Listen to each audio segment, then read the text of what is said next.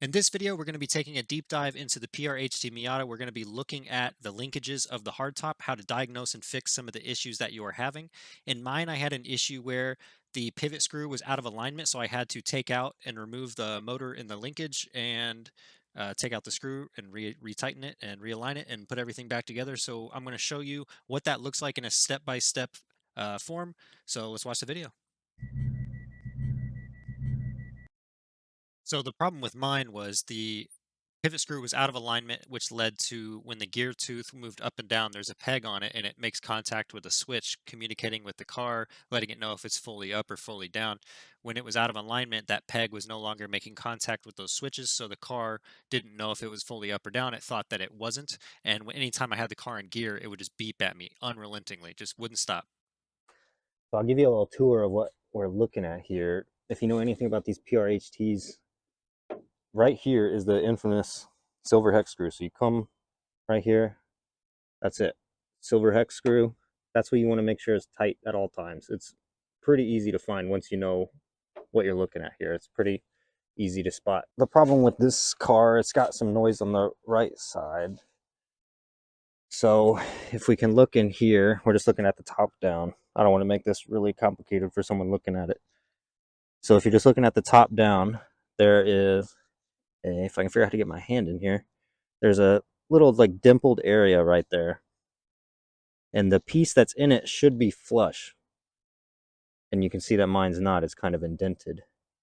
So that's showing a misalignment. That is on the other side of that, on this side is a bolt that can be adjusted and tightened. So that's what I need to get to. I need to tighten that bolt. And I'll show you the driver's side. It's showing that it's smooth and flush, which is why I don't have a misalignment on this side. So that's what you're looking for. Here's a good look at the reason why we need to remove this motor. You can see that we are completely blocked access to the head of this bolt or the screw. We just need to get to it. You can tell visually it's crooked. It's not tightened all the way. So that's our problem. That's our culprit. And we need to remove those screws to get that motor out of the way. On the underneath side, there are two bolts that are holding the deck lid, which is this, in place on either side. So if you can see, there are some spacers in between the bracket and the deck lid that's going to help keep your deck lid form with the car. So if you don't keep these spacers on here, or if you don't leave them in their exact position, you may have some issue with your deck lid coming back down onto the car. I haven't taped this side yet, so you can see the spacer. That's what it's going to look like. You just want to tape that down so it doesn't go anywhere. When you take the deck lid off, it'll stay exactly where it is, so you can put it right back on with no issues. The first step is going to be to take this deck lid off. There is going to be an electric connector here, so unplug that. All right, so we got the deck lid off. The next step here is going to be removing 3 screws holding the motor in place, and then there's going to be 2 bolts on the bottom that are holding the whole arm in place. So in this short video here, I'm going to show you the position of those 3 screws. There's one that's kind of a little bit lower. It's kind of harder to see. And then you need a Phillips number 2. Don't do a Phillips number 1. You're not going to be able to get it out. Phillips number 2. And then I believe the bolts are 12 millimeter. The deck lid was 10 millimeter. These are 12 millimeters. So you need the 2 of those.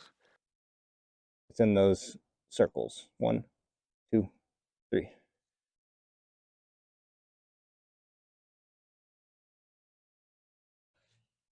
There were 2 bolts here I had to take out. That was basically to lift the thing out. And then there were 3 screws, like I was saying, holding this motor in place. So once those screws were out, I could move this motor.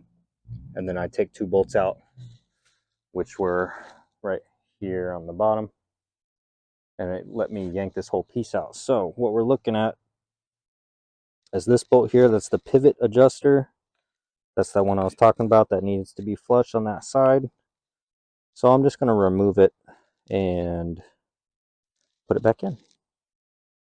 All right, so I took it out. I could see that there was Loctite on it that was super dried off, so I cleaned the bolt a bit and rethreaded it.